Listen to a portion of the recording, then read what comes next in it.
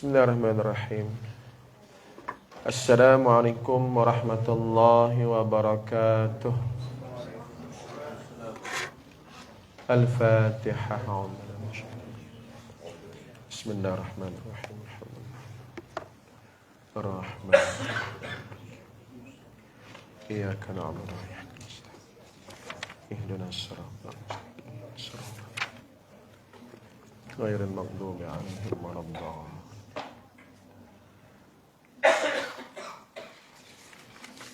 Alhamdulillahi Rabbil Alamin. Wa bihi nasta'in ala umuri dunya wad din. Wal aqibatu lil muttaqin.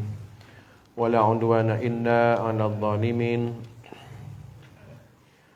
Wassalatu wassalamu ala ashrafil anbiya'i wal mursalin. Sayyidina wa habibina Muhammadin wa ala alihi wa ashabihi ajma'in. Subhanaka la ilma lana illa ma 'allamtana innaka antal alimul hakim. Rabbi shrah li sadri wa yassir li amri wahlul 'uqdatam min lisani yafqahu qawli. Rabbi zidna ilma warzuqna fahma. Rabbi yassir wa la tu'assir. Allahumma la sahla illa ma ja'altahu sahla wa anta taj'alul hazna idza syi'ta sahla. Allahumma ati anfusana taqwaha wa zakkiha anta khairu man zakkaha. Anta waliyuha wa maulaha. Allahumma aftah alaina hikmataka wa anshur alaina min khazain rahmatika ya arhamar rahimin. Amma ba'd. Qala Allah subhanahu wa ta'ala fi kitabihil karim ba'da a'udzu billahi minasy syaithanir rajim. Wa ma ataakumur rasulu fakhudhuhu wa ma nahakum anhu fantahu. Shadaqallahul azim. Yang berbahagia Tuan Muhawis pengerusi surau Al-Khairiyah, yang dimuliakan Tuan Imam yang bertugas, anggota jawatan kuasa surau Al-Khairiyah, ahli-ahli jemaah, muslimin, muslimat, hadirin hadirat rahimakumullah sekalian. Alhamdulillah, syukur pada Allah dapat kita hadir bersama pada malam ini dalam majlis ilmu Raudhatul Jannah, taman-taman syurga. Dan malam ini kita sambung pengajian kitab Syarhus Sudur fi Ahwalil Mauta wal Qubur, ataupun dalam bahasa Melayunya diterjemahkan sebagai kitab ziarah ke alam barzakh. Kitab yang kita baca genap 5 tahun, dan malam ni tahun baharu masuk tahun yang ke-6. Alhamdulillah. Dan malam ni sempena tahun baru kali pertama saya datang. Rasanya lama tak datang sebab kita renovate. Tak, kita buat kat bawah, semayang kat bawah, tak ada kuliah lah. Jadi Alhamdulillah malam ni dengan ruang yang baru, selesa, Alhamdulillah kita dapat berada dalam keadaan yang selesa untuk sama-sama kita sambung pengajian kitab kita ini. Tuan-tuan ada buku, boleh buka muka surat 103. 103. Iaitu masih lagi tajuk berkaitan dengan kematian, berkaitan dengan bagaimana keadaan orang-orang yang telah diambil nyawanya. Muka surat 103 tu saya berhenti pada perenggan pertama dan kita masuk perenggan kedua. Jika Allah mewafatkan seorang mukmin, Allahumma ja'alna minhum, kena doa macam tu. Ni berita baik ni. Tak? Cerita tentang kematian orang mukmin, dan kita doa agar kita sebahagian daripada apa yang disebut dalam kitab ini. Baik, jika Allah mewafatkan seorang mukmin, dia mengutuskan 2 malaikat. Allah Ta'ala hantar 2 malaikat, kemudian sepotong kain. Wallahu alam, saya tak pasti apakah yang maksud dengan sepotong kain itu. Tengok dalam hadis ini pun tidak ada penerangan detail, sekadar menyebut sepotong kain. Dan juga bersama dengan malaikat tadi, apabila dijemputnya matinya ataupun diambilnya nyawa orang beriman, mukmin, ada bersamanya raihan. Raihan daripada syurga. Pernah dengar perkataan raihan? Ni bukan kumpulan nasyid ni. Tak ada kena mengena dengan nasyid tak. Raihan ni farauhun wa raihanu wa jannatu na'im.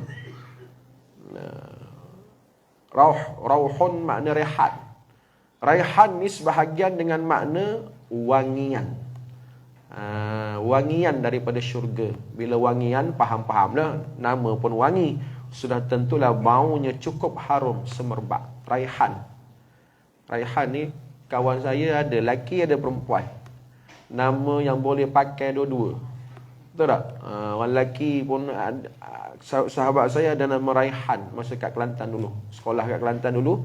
Nama dia Muhammad Raihan. Perempuan pun ada, boleh guna perkataan dinamakan kepada anak perempuan Raihan dengan makna wangian syurga yang cukup harum. Ada bersama malaikat untuk mengambil nyawa orang mukmin. Mereka berdua mengatakan, mereka tu siapa? Malaikat tadilah. Wahai jiwa yang baik, keluarlah menuju rahmat dan rezeki Allah. Menuju rahmat makna menuju redha Allah. Sebesar-besar rahmat. Tidak ada rahmat yang lebih besar daripada redha Allah. Menuju rahmat dan menuju rezeki Allah. Rezeki itu bahasa Arab. Melayu pun rezeki. Tapi kalau nak betul-betul Melayu, dia jangan pakai bahasa Arab. Ar-rizqu. Rizqu makna rezeki. Masih lagi guna bahasa Arab. Maka nak terjemahnya apa rezeki ni? Kurniaan. Benda-benda yang Allah kurnia. Yang mana dijanjikan kepada orang-orang beriman apabila dia mati. Dia tidak akan dapat merasainya melainkan setelah mati. Syarat berimanlah. Syarat beriman. Sekarang ni atas dunia ni kita rasa seronok, sedap, selesa, duduk surau baru, kapek baru, aircon baru. Allah sedapnya. Tapi setakat atas dunia lah. Akhirat nanti nikmatnya lebih besar daripada tu. Yang mana kita tak pernah rasa pun masa atas dunia ni. Hanya dapat dirasai apabila bertemu dengan kurnia Allah, rezeki Allah yang Allah janjikan kepada orang beriman. Orang beriman tu selagi tak mati, tak dapatlah benda tu. Syurga untuk orang beriman. Selagi tak mati, belum lagi lah syurga. Itu dikatakan menuju ke rahmat, redha Allah dan rezeki Allah, kurniaan Allah. Menuju Tuhan tanpa kemurkaan. Menuju kepada Tuhan. Roh yang diambil tadi, orang beriman mati menuju ke mana? Menuju kepada Allah, redha Allah, rezeki Allah, kurnia Allah tanpa kemurkaan. Allah tak marah. Sebab kalau Allah marah, mana mahu dibaginya rahmat tadi. Kalau Allah marah, mana mahu diberinya rezeki kurniaan tadi. Yang ni yang kita doa lepas pada semayang tu, Allahumma inni as'aluka ridhaka wal jannah wa a'udzubika min sakhatika wan nar. Perkataan sakhata, as-sukhtu, kadang-kadang digunakan perkataan sukhtu ataupun sakhata. Doa tu biar betul lah sikit. Kadang-kadang baca pun tak berapa betul tak. Sakhati, ti tu huruf ta pula. Baca huruf ta bagi bawah tebal. Allahumma inni as'aluka ridhaka wal jannah wa a'udzubika min sakhati. Tu tebal. Sebab ta baris bawah tu, ta yang ada batang tu. Bukan ta yang 2 biji titik tu. Bukan. Tapi kalau kita sekali dengar macam ta 2 biji titik pula, sakhati. Doa tu biar betul lah. Kalau tak betul, takut tak makbul. Macam doa lepas semayang. Allahumma a'inna ala zikrika wa syukrika wa husni ibadatik. Allahumma a'inna. A'inna. Ain tu bukan hamzah. A'inna. Jangan dibuang pula a yang pertama tu. Allahumma a dulu, lepas tu baru itu ain. Apa makna a'inna? Tolonglah kami. Bantulah kami ya Allah supaya kami boleh zikrika, banyak ingatmu. Wa syukrika, banyak syukur padamu. Wa husni ibadatik, banyak beribadah dalam keadaan yang elok. Bagus doa tu. Nabi pesan kepada Muaz bin Jabal, kalau tak silap saya lah. Nabi pesan kepada sahabat tu, kalau tak silap saya, nama dia Muaz. Wahai Muaz, jangan tinggal doa ni lepas sembahyang. Tapi baca kena betul lah. Allahumma a'inni kalau dia seorang-seorang. Kalau dia imam, Allahumma a'inna makna bantulah aku. Kalau Allahumma inna tak ada makna lah, makna lari. ala dzikrika wa syukrika wa husni ibadatik. Tu bab berdoa. Berdoa biar betul supaya makna tu tak lari dan Allah makbulkan, Allah mustajabkan. Balik pada cerita kita, menuju kepada Allah tanpa kemurkaan, tanpa sakhati. Yang kita duk berlindung, wa a'udzubika min sakhatika wan nar. Ya Allah, aku berlindung daripada marahnya kamu, murkanya kamu, laknatnya kamu, ya Allah. Jangan marah, jangan murka, jangan laknat. Wan nar, aku berlindung juga daripada api neraka. Maka orang beriman matinya menuju kepada Tuhan tanpa kemurkaan. Betapa baik apa yang telah engkau kerjakan. Malaikat puji lagi. Malaikat puji ruh orang beriman yang mati. Betapa baik apa yang telah engkau kerjakan. Bagusnya mu hidup dulu 40 tahun, 50, tak tahulah berapa umur masing-masing lah. Tak, 50, 60, 70. Masa mu hidup tu Allah bagi umur, sepanjang mu hidup tu bagusnya kamu, betapa baik apa yang telah engkau kerjakan. Malaikat puji. Sebab apa? Kerja dia tarik nyawa ni, ambil nyawa, ambil roh tadi, bawa menuju Tuhan. Allah tak marah. Bila Allah tak marah, dengan diberinya rezeki, kurniaan, nikmat-nikmatnya, diberinya redha, maka malaikat pun kata betapa baik apa yang telah engkau kerjakan. Nak dapat benda-benda macam ni, syarat dia kena baik. Kena jadi orang soleh. Orang yang Allah redha. Baik, perenggan seterusnya, roh tersebut lalu keluar. Maka keluarlah roh tersebut. Israel tarik nyawa semua sekali itu, keluarlah, berpisahlah roh dengan jasad. Roh tadi keluar seperti bau harum minyak kasturi. Seumpama bau kasturi. Al-misk. Al-misku. Dalam kitab sebut al-misk. Mim, sin, kaf. Sebab tu ada orang nama miskin. Ada orang nama miskin. Bukan dengan makna miskin tak ada duit. Kan ada dulu, siapa dia dulu? Artis ke siapa? Jehan miskin. Dia ni adik pada kakak dia ahli sukan tu. Ahli sukan gimnastik ke apa? Miskin. Binti miskin ataupun bin miskin. Biasa orang Jawa kot. Sini ada orang Jawa sini. Tak. Miskin. Tak. Miskin tu bukan makna miskin tak ada duit. Apalah letak nama miskin. Tak. Tapi sebenarnya makna dia wangian ataupun kasturi. Al-misk. Mim, sin, kaf. Mim, aja betul-betul. Mim, sin, kaf. Miskin. Al-misku. Al-misku, miskin dengan makna wangian haruman seumpama kasturi. Yang dicium langsung oleh salah seorang di antara kalian. Lalu para malaikat di seluruh langit mengucapkan, bayangkan, subhanallah. Ni kata rahmat yang besar ni. Rahmat Allah besar, rahmat Allah luas kepada orang mukmin. Malaikat di seluruh langit. Langit ada berapa? 7. Dan Allah sebut dalam Quran surah Al-Muddathir. Tuan-tuan baca surah Al-Muddathir, Allah sebut walillahi junudus samawati wal ard. Milik Allah, kepunyaan Allah, tentera-tentera di langit. Kerajaan Allah, kepunyaan Allah, junudus samawat. Tentera-tentera di langit. Allah tak kata sama. Kalau sama satu. Allah kata samawat. Banyaknya langit. Berapa? 7. Lepas tu langit tu luah mana? Ada luah surau ni? Kecil berbenar. Ada luah banglo tuan-tuan? Yalah, banglo tuan-tuan tu besar luah lah. Tapi bandingan langit, jauh lah. Satu langit tu betapa luahnya. Bayangkan kalau 7 langit. Bayangkan ramai mana malaikat. Subhanallah. Yang mendoakan. Malaikat di seluruh langit mengucapkan. Ini satu bentuk takrim. Apa makna takrim? Kemuliaan. Pemuliaan. Malaikat memuliakan ruh orang beriman.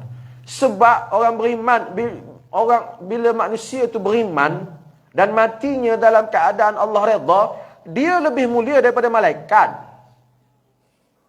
Betul tak lebih mulia daripada malaikat? Ya, sebab apa? Sebab malaikat ahli syurga, dia mulia, dia ahli syurga dalam keadaan dia tidak diuji dengan nafsu. Malaikat ahli syurga, malaikat tak buat dosa, maksum. Sebab dia dalam keadaan tak diuji dengan nafsu. Adapun hak baru tarik nyawa ni, cerita hadis ni mukmin tu orang, bila orang ni manusia, bila manusia tu dah tentu ada nafsu. Makna dia diuji dulu, tes dulu. Maka sudah tentulah mukmin yang mulia setelah diuji dan ujiannya lulus. Dengan ada nafsunya, dengan hidup atas muka bumi macam-macam godaannya, dengan setan iblis duk kacau ganggunya, dia lulus. Sebab tu malaikat memuji dia. Sebab tu riwayat menyebut manusia apabila kafir lebih teruk daripada binatang. Tetapi manusia tu apabila beriman lebih mulia daripada malaikat. Subhanallah. Kitalah yang memilih. Kita pilih nak jadi apa? Nak hina pada nak lebih hina daripada binatang ke? Atau nak mulia daripada malaikat? Summa radadnahu asfala safilin. Hak tu hak hina, lebih hina, serendah-rendah kehinaan. Kehinaan dihina sehinanya, direndah serendah-rendahnya, lebih pada binatang. Sebab apa? Tak beriman. Lebih teruk daripada binatang lah. Wal'iyadzubillah. Yang ni malaikat memuji. Sebab apa? Mukmin apabila betul-betul dia lulus ujian ini, matinya dalam taqwa, matinya dalam iman, matinya Allah redha, lebih mulia daripada malaikat. Jadi kita pilih atas dunia ni. Selama mana kita hidup ni, aku nak pilih jalan mana? Jalan kehinaan lebih pada binatang ke?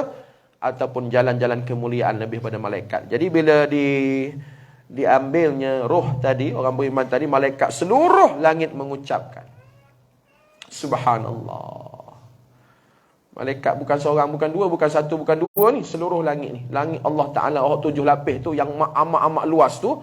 Maha suci Allah, kata malaikat, telah datang hari ini roh yang sangat baik, kata malaikat. Allahu Akbar. Subhanallah, maha suci Allah. Dia puji Allah dulu. Mula-mula dia puji Allah. Malaikat ni dia puji Allah dulu. Malaikat ni dia tak lekang lah bibir, mulut dia. Tak ada kerja lain malaikat ni. Bertasbih. Tak, malaikat ni yusabbihu lillah al-laila wan nahar. Siang malam bertasbih. Dia puji Allah, maha suci Allah. Barulah dia puji roh tu. Orang beriman. InsyaAllah kita semua amin.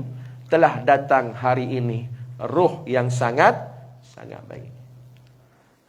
Tidak melintasi suatu pintu melainkan dia terbuka baginya. Lalu je langit tadi, roh nak menembusi kepada rahmat Allah tadi, nak menuju ke mana? Ke Illiyin. Illiyin tempat dikumpulkan roh-roh orang beriman. Tidak melintasi suatu pintu melainkan dia terbuka baginya. Pintu langit terbuka. Tak ada nak blok-blok, tak ada dah. Tak ada nak blok dah. Buka pintu langit. Menerima roh orang yang beriman. Tak rasa hebat. Ada cerita lawak. Dia kata, aku pergi bank, aku rasa hebat. Sebab pintu terbuka sendiri untuk aku. Oh, hebat aku lagi ni. Macam VIP pula dah. Dia pergi Maybank tu ya. Hai, pintu terbuka automatik. Oh, hebat padahal semua orang macam tu dah. Tu cerita lawak lah dah. Begitulah roh. Langit terbuka. Menyambut, mengalu-ngalukan, welcome. Roh yang amat baik ini terbuka baginya. Tidak ada malaikat melainkan malaikat yang di langit itu berselawat. Berselawat ni makna apa ni? Doa. Dia berselawat ni bukan selawat makna selawat ke Nabi itu tak. Selawat ni daripada perkataan bahasa Arab salla, yusalli, salatan. Salatan banyak makna. Kadang-kadang salatan dengan makna sembahyang. Kadang-kadang salatan dengan makna berselawat, macam kita selawat Nabi Allahumma salli ala Muhammad. Ataupun berselawat dengan makna berdoa. Doa. Siapa dia yang berdoa? Malaikat di langit. Dan memberikan syafaat kepadanya sampai dia dibawa menghadap Allah Azza wa Jalla. Tu on the way. Menuju Allah. Menuju ke Illiyin. Berapa lama perjalanan tu? Wallahu alam, saya tak pastilah. Tak perlu pun fikir detail berapa lama, berapa minit. Tak payah. Beriman cukup lah. Ini daripada hadis. Tak, beriman cukup. Benda tu akan berlaku.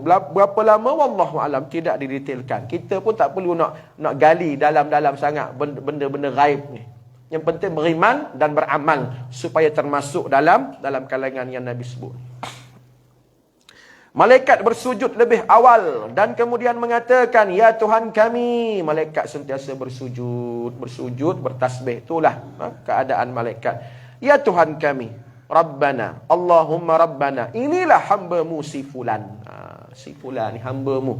kami telah mewafatkannya. Mewafatkannya makna mematikannya, mengambil nyawanya, dan engkau lebih tahu atas dirinya. Anta a'lamu bihi minna. Minna.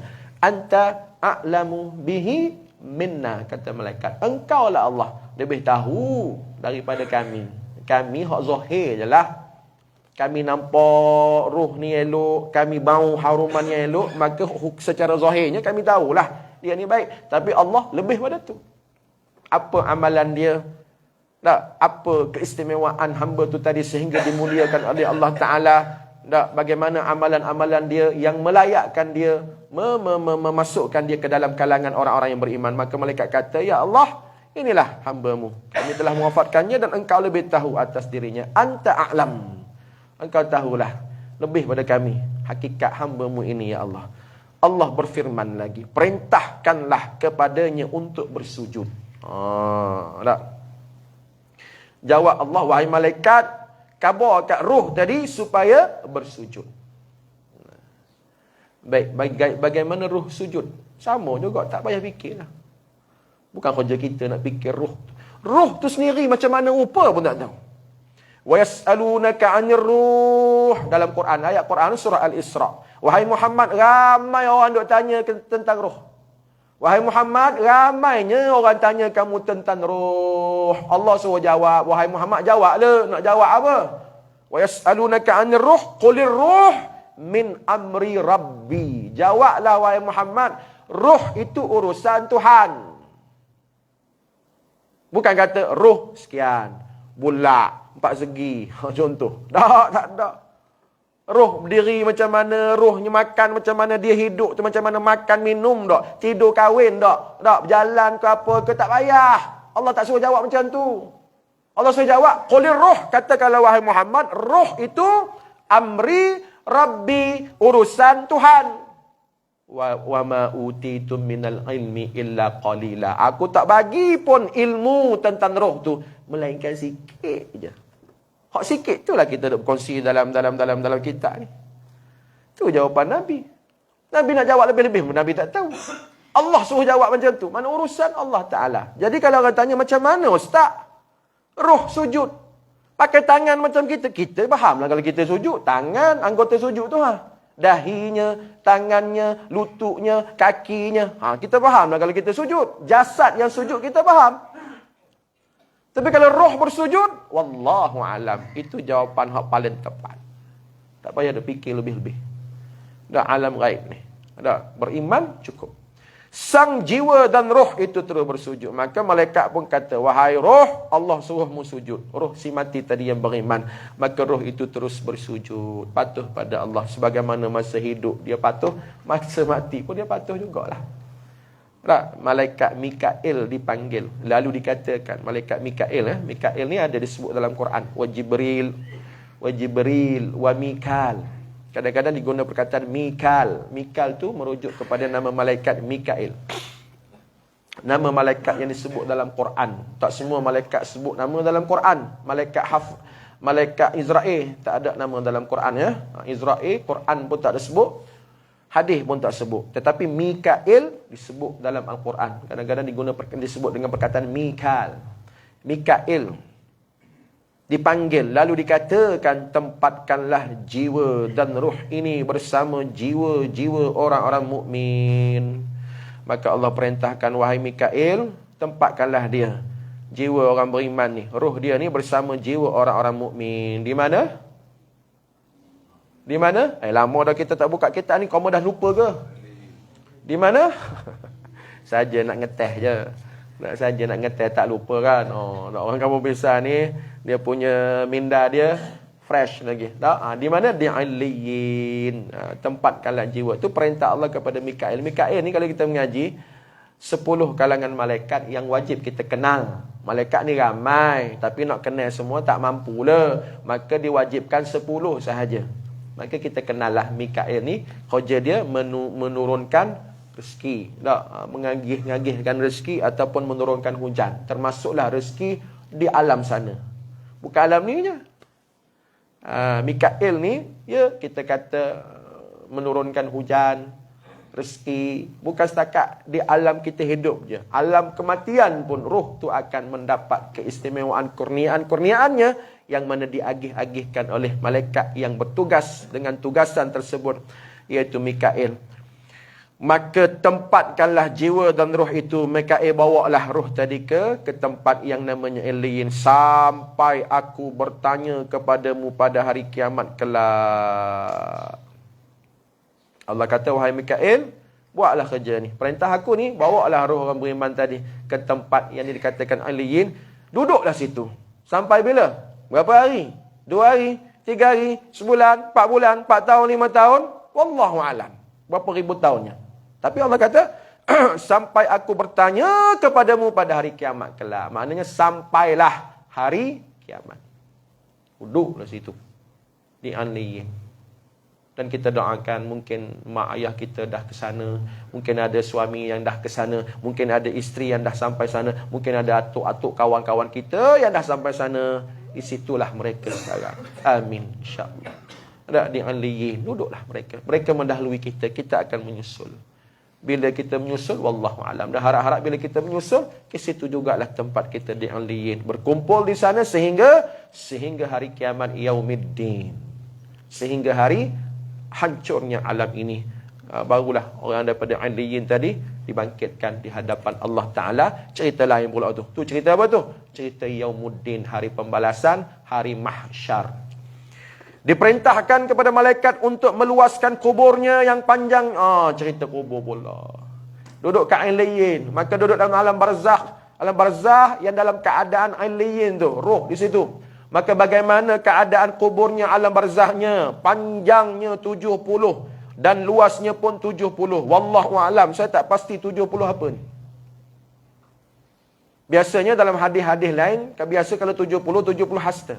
Wallahu alam, saya tak tahu. Apakah yang dikatakan 70 ukuran dia?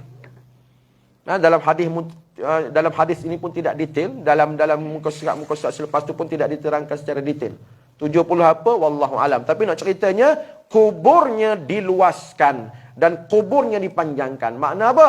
Makna kubur dalam keadaan cukup selesa. Sebab tu dalam hadis lain sebut raudhatun min riyadil jannah. Seumpama selesa tu macam taman-taman dalam syurga. Bukan syurga lagi sebab tak kiamat lagi ni. Belum syurga lagi ni, baru duduk dalam kubur ni. Sebab syurga lepas pada bangkit, lepas pada mahsyar. Tapi duduk dalam kubur pun ibarat dalam taman-taman syurga. Kuburnya diluahkan, dipanjangkan. 70 apa? Wallahu a'lam. Bayang kalau kita tengok mata zahir lah. Mata zahir kita liang lahak ni panjang mana sangat? Cukup ukuran kita tak? Ada lebih ke? Tanya kawan-kawan nak gali kubur tu. Memang nak gali kubur, sebelum nak gali kubur dia ukur, dia sukat dulu. Jenazah tu tinggi mana? Rak panjang mana? Tak ada lebih. Tu zahirnya. Luah mana sangat?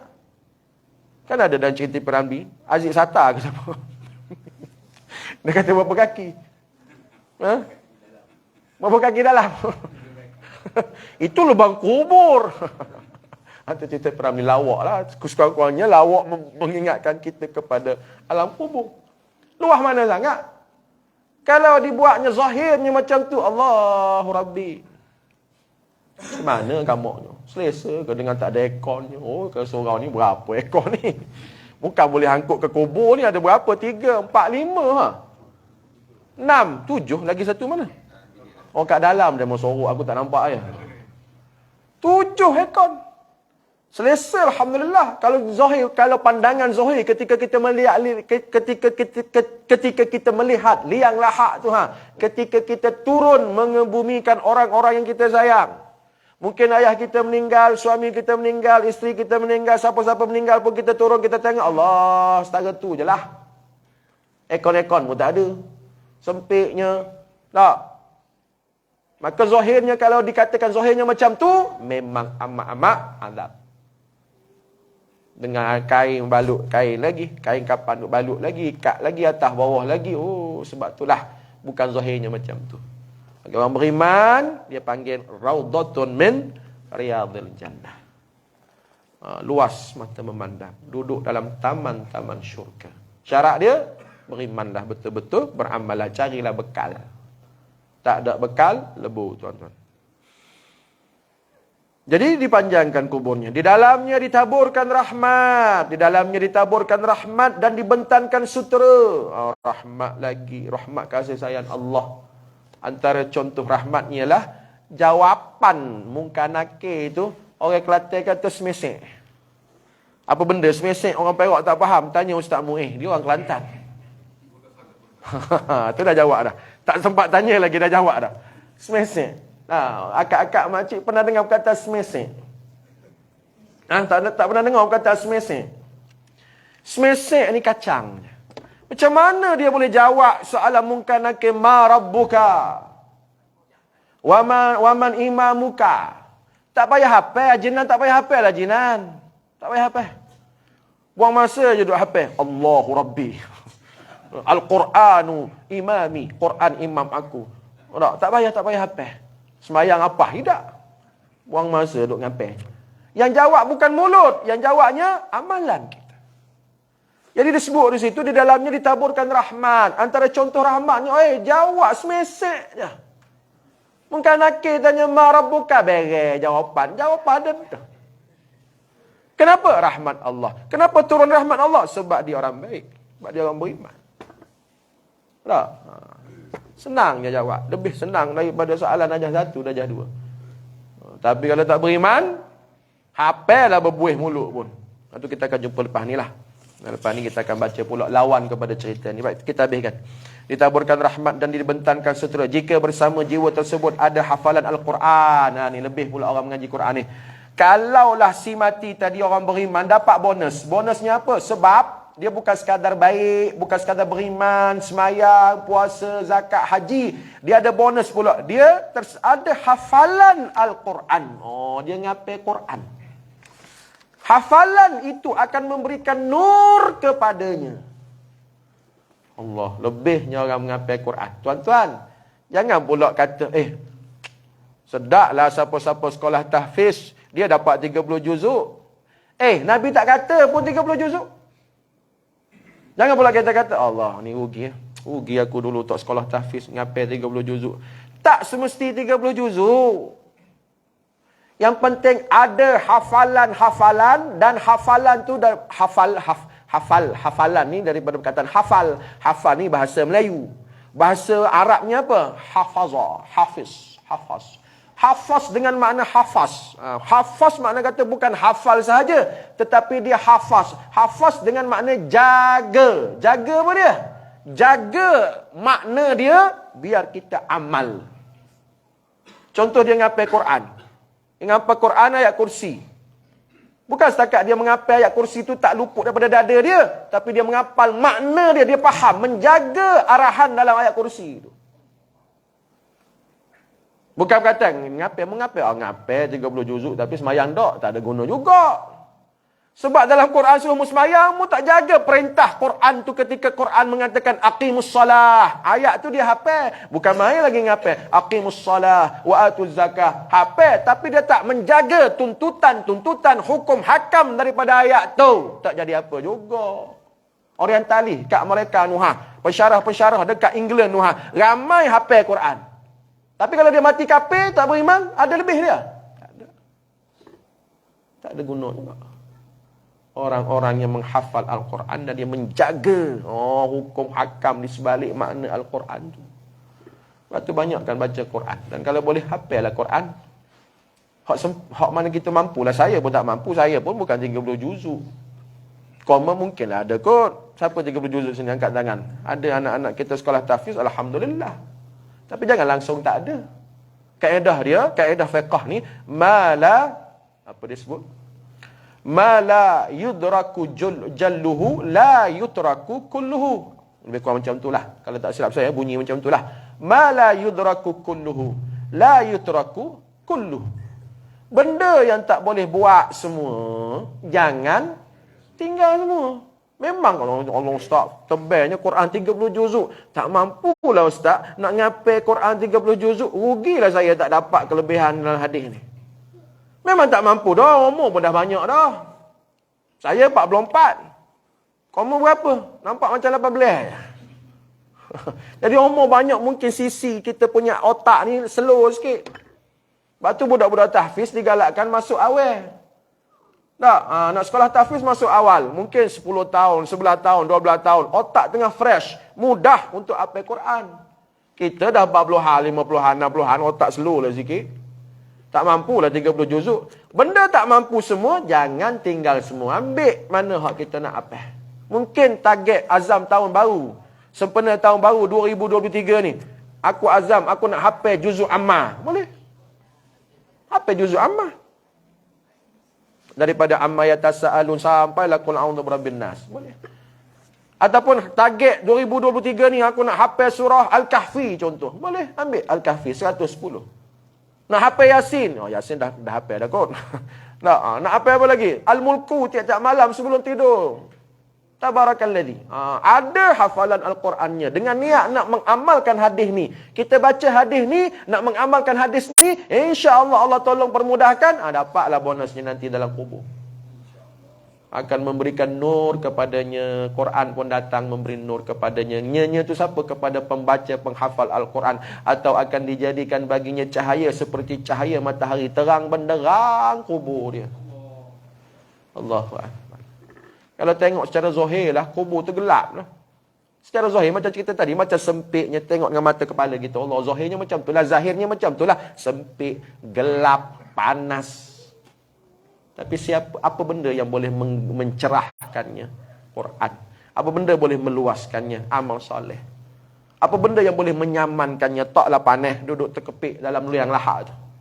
Sudah tentulah iman dan taqwa. Kemudian dibukakan baginya pintu syurga sehingga dia dapat melihat tempatnya di syurga pada waktu pagi dan petang. Buka pintu syurga. Belum syurga lagi sebab tak kiamat lagi ni. Ini baru alam barzah ni.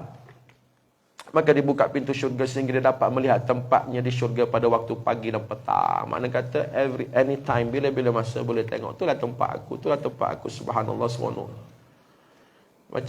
Macam kita dengan kalau ni cerita muda-muda dululah. Tak, kita lelaki ni ngorak perempuan kan. Hari-hari boleh tengok perempuan cantik. Itulah bakal isteri aku. Itulah bakal isteri aku. Tak ke seronok? Orang lelaki ni tak seronok lah. Setuju ke tak? Bagi contoh macam tu.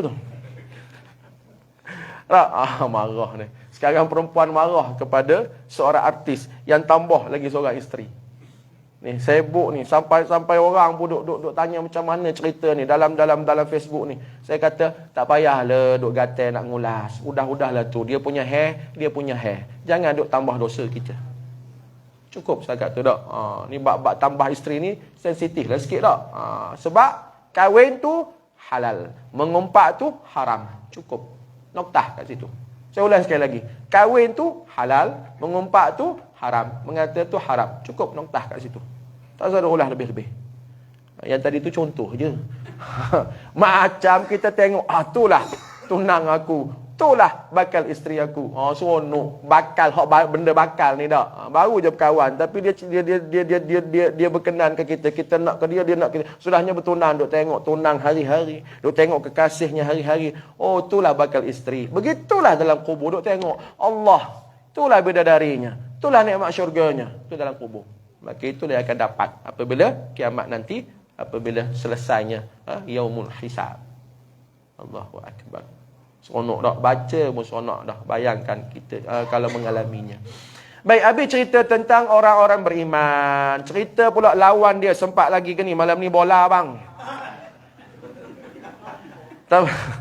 Mengurusi gelak. Malaysia, Thailand. Kata dia kedai Tom Yam tutup malam ni. Kata dia kedai Tom Yam tutup. Semua pergi Bukit Jalil. Sokong Thailand. Tak apalah. Sikit lagi. Jika Allah mewafatkan orang kafir. Ni lawan dia lah. Baca macam itulah. Dia bila ada cerita beriman, ada cerita kafir. Ada cerita syurga, ada cerita neraka. Ada cerita rahmat, ada cerita laknat murka Allah Ta'ala. Jika Allah mewafatkan orang kafir, na'udzubillah, dia akan mengutus 2 malaikat dan mengirimkan sepotong kain kasar yang sangat busuk dan buruk. Yang tadi haruman yang wangi, yang ni busuknya, buruknya. Lalu kedua malaikat itu berkata, wahai jiwa yang buruk, Allahu akbar, Wahai jiwa yang buruk. Makna siapa tu? Roh yang diambil daripada jasad yang orang kafir tadi. Keluarlah menuju neraka Jahannam. Udkhulu ila nari Jahannam. Dan neraka Jahannam ni, saya teringat apabila saya kuliah baru ni di mana saya kuliah, di Sungai Nibun ke di mana? Ayat Quran, fayu'adzibuhullahul 'adzabal akbar. Surah Al-Ghasyiyah. Surah Al-Ghasyiyah tu hujung tu Allah kata fayu'adzibuhullahul 'adzabal akbar. Maka orang kafir, orang hak degil, tak beriman akan diazab dengan azab yang akbar. Akbar makna dia paling besar, azab paling besar. Buka kitab tafsir, apakah azabul akbar? Apakah yang dikatakan azabul akbar? Iaitu azabul Jahannam. Jadi neraka Jahannam, neraka yang paling panas. Yalah, neraka semua panas. Marilah neraka apa pun. Neraka Saqar, neraka Ladha, neraka Hawiyah, neraka Hutamah, neraka Jahim, neraka Wail, semua panas. Tapi hak paling panas Jahannam. Ni hak paling panas. Sebab tu ada ayat Quran fayu'adzibuhullahu al-'adzabal akbar. Sebab dia kafir dan azab yang amat pedih. Sedangkan Tuhan sangat murka terhadapmu. Malaikat bagi berita buruk dah. Tuhan marah kamu. Tuhan benci kamu, Tuhan murka kepadamu. Keluarlah engkau, betapa buruk perbuatan yang telah engkau kerjakan. Atas dunia dulu jahat sungguh. Atas dunia mu tak beriman. Atas dunia mu tak tujuk pada Allah. Atas dunia mu tak sembahyang, macam-macam lah. Kesimpulannya, jahatmu masa mu hidup dulu. Malaikat duk sebut dah benda-benda tu. Kemudian keluarlah dia seperti bau bangkai yang busuknya. Bau ruh orang kafir. Contoh siapa dia? Saya bagi contoh Quran sebut le. Tak, Quran sebut siapa dia? Orang kafir mati dalam kafir Fir'aun, mati dalam kafir Abu Lahab, mati dalam kafir Abu Jahal. Itu Quran sebut. Tu, roh Fir'aun, roh Abu Lahab, roh Abu Jahal, baunya macam bangkai yang tercium langsung oleh salah seorang di antara kalian, sementara para malaikat di seluruh langit sama juga, malaikat juga. Banyak ramai itu juga. Kalau tadi untuk orang beriman, malaikat di seluruh langit, 7 lapis langit, ramai itu, maka ramai itu jugalah yang benci, yang marah kepada orang kafir tadi. Maha suci Allah telah datang daripada bumi, bangkai dan jiwa yang amat buruk, yang tidak dibukakan baginya pintu-pintu langit. Itu penghinaan. Kalau tadi malaikat welcome dengan perkataan mulia, mengalu-ngalukan dengan perkataan mulia, tapi ini pula untuk orang kafir, penghinaan. Dia panggil apa? Dia panggil tahqir. Kalau tadi takrim, ikram, yang ni tahqir, penghinaan, merendah-rendahkan, menghinalah si kafir tadi. Tak kiralah atas dunia, bukan main lagi atas dunia. Mungkin boleh jadi dia raja macam Fir'aun. Mungkin boleh jadi dia orang pangkat besar. Mungkin dia jutawan atas dunia, tapi dah mukafir, mujahat. Maka penghinaan tu datang daripada malaikat. Ditutuplah pintu langit. Tidak dibukakan baginya pintu-pintu langit. Pintu langit tak buka. Langit-langit yang mana di situ ada malaikat rahmat. Minta maaf, ini hanya dibuka kepada orang beriman. Maka dia pergi kepada jalan yang lain, yang menuju kepada Sijjin. Itu lawan kepada Aliyin tadilah. Lawan kepada Aliyin. Untuk orang beriman Aliyin, untuk orang kafir Sijjin. Tempat roh Fir'aun, Abu Lahab, Abu Jahal wa iyadzubillah. Kemudian diperintahkan kepada malaikat untuk menyeksa jasadnya, disempitkan kubur baginya, serta dilontarkan ke dalamnya ular-ular yang menyerupai leher unta yang sangat panjang. Ular, ada ular, orang Perak kata ular. Yang menyerupai leher unta. Leher unta ni besar tak? Leher unta tu panjang, itulah yang dikatakan sebagai ular yang akan memakan dagingnya hingga daging itu tidak tersisa sedikit pun dari tulangnya. Ini gambaran keadaan di hufratun min hufarin niran, ataupun riwayat lain hufratun min hufarin nar, ataupun niran, lubang-lubang, lembah-lembah daripada api neraka. Belum neraka lagi, baru lubang dia, lembah dia. Sebagaimana hak beriman tadilah, belum syurga lagi, tapi taman dia. Taman pun dah cukup nikmat dah. Begitulah hak neraka ni. Oi, baru lubang, baru kawah dia pun cukup azab dah. Bayang neraka yang sebenar. Kemudian dikirimkan kepadanya para malaikat yang pekak dan buta. Malaikat hak pekak, hak buta. Itu simbolik dah bahasa, cara bahasa Arab. Malaikat yang pekak dan buta dengan membawa gendang-gendang besar yang terbuat daripada besi. Ini semua cerita azab ni. Kita baca hadis-hadis macam ni buat kita takut, dan bila kita takut makin rapat dengan Allah, makin banyak amal kita, makin banyak taubat kita. Tak? Mereka tidak melihatnya. Kenapa tak melihat? Sebab buta. Sehingga tidak mempunyai belas kasihan. Tak? Kalau tengoklah kesiannya. Tak tengok, tak nampak. Tidak pula mendengar. Oh, kalau mendengar besi hak besar tadi bunyi amat dahsyat lah. Tapi malaikat tadi pekak. Gambaran buta dan pekak ni dengan maksud tidak ada simpati. Simpati itu tak ada. Dalam riwayat lain menyebut malaikat menjaga neraka ni Allah buang rasa kesian. Mana ayat tu? Dulu kat sini. Oh, sana. Nah, dulu kat depan. Bila kita renovate kat belakang. Sambungan ayat tu. Cuba sambung ayat tu. Waquduhan nas wal hijarah. Hijarah tu dia tak habis itu tu. Sambung lagi. Alaiha malaikatun ghiladun syidadun la ya'sunallah. Ayat tu panjang. Ayat tu panjang. Cuma kita ambil pendek lah. Sebab untuk letak kat dinding. Panjang-panjang tak muak pula tak. Jadi sambungan ayat tu. Malaikat yang menjaga neraka. Wahai orang beriman, jagalah dirimu, jaga anakmu, jaga binimu, jangan sampai masuk neraka. Tu ayat tu sebut. Waquduhan nas, dalam neraka ada orang yang menjadi bakaran dia. Waqud makna, waqud ni kalau bahasa Arab ni bahan bakar. Kereta boleh bergerak, enjin boleh bergerak sebab ada petrol. Petrol tu bahan bakar lah. Ataupun diesel, tak kira lah. Bahan bakar dia, petrol. Maka ada petrol, bahan bakar, maka enjin boleh bergerak. Api neraka, Allah kata ada waqud. Waqud mana bahan bakar ada dia. Yang bahan bakar boleh menyala-nyala tu apa dia? Annas, manusia. Ahli neraka tu sendiri. Hak kafir tu lah. Yang membuatkan neraka tu menyala-nyala. Wal hijarah, dan batu. Batu ni ulama mentafsirkan berhala-berhala. Yang mana orang sembah zaman jahiliah dulu. Zaman Nabi Ibrahim dulu. Zaman Nabi Muhammad dulu. Zaman musyrikin yang sembah berhala tu. Batu tu dijadikan sebagai bahan bakar api neraka. Lalu ayat tu kata, alaiha malaikah. Ada malaikat menjaga neraka. Syidad, bengis. Ghilaz, garang. Bengih, garang. Maka lebih kurang ni lah cerita hak dalam kubur dengan hak dalam neraka tu. Malaikat spesifik sama. Tak? Dia tak ada simpati. Oh, kalau kesian. Oh, kesiannya. Tak? Bila minta, ya Allah, bawa dia keluar. Tak? No. Tak ada kesian. Betapa azabnya dalam neraka. Mereka memukulnya dengan sekerah-kerasnya. Tak ada simpati dah. Dia pekak, tak dengar. Suara merayu-rayu, suara siksaan tu tak dengar. Malaikat tak dengar. Sebab dia pekak, dipukulnya, dibukakan baginya pintu neraka. Sehingga dia melihat tempatnya di neraka pada waktu pagi dan petang. Ini dah ada dalam Al-Quran ni. Dalam surah Ghafir cerita tentang azab kubur kepada Fir'aun. An-naru yu'raduna 'alaiha ghuduwan wa 'ashiyya wa yawma taqumus sa'ah adkhilu ala fir'aun asyaddal 'adzab.